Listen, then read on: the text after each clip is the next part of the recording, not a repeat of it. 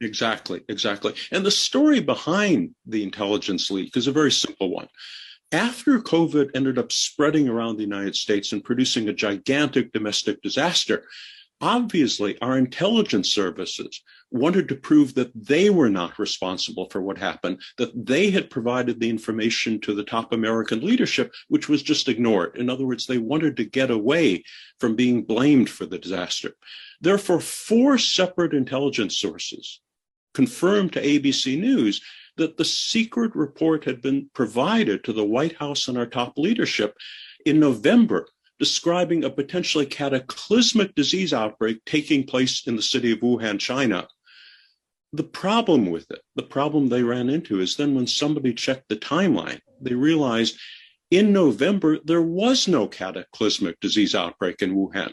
At that point, according to all the available knowledge and retrospective evidence, probably a dozen or maybe 20 people were starting to feel a little bit sick in a city of 11 million. There was no way for any outside observer to possibly be aware of the disease outbreak at that point. In fact, the Chinese government itself only became aware of the outbreak at the end of December, 6 or 7 weeks later. So naturally, the Pentagon immediately denied the existence of that report, said, we don't care. Four intelligence sources said that they produced the report. It never existed. However, a week later, Israeli television confirmed the existence of a report, saying that report had been sent to Israel, it had been sent to all of our NATO allies in November, and it had been produced in the second week of November. Again, the second week of November was long before anybody in the world could have possibly been aware of the disease outbreak in Wuhan, except for the people responsible. It's fairly close to a smoking gun. It looks that way to me, too. It's interesting. Was it Esper they asked about this? And he said, he said, I don't recall. Exactly. Yeah, exactly.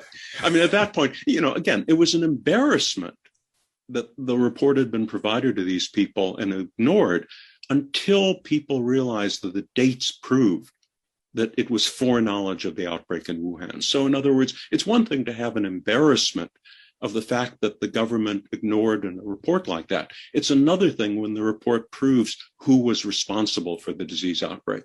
And I mean, America, over the decades, America has spent $100 billion developing its biowarfare technology.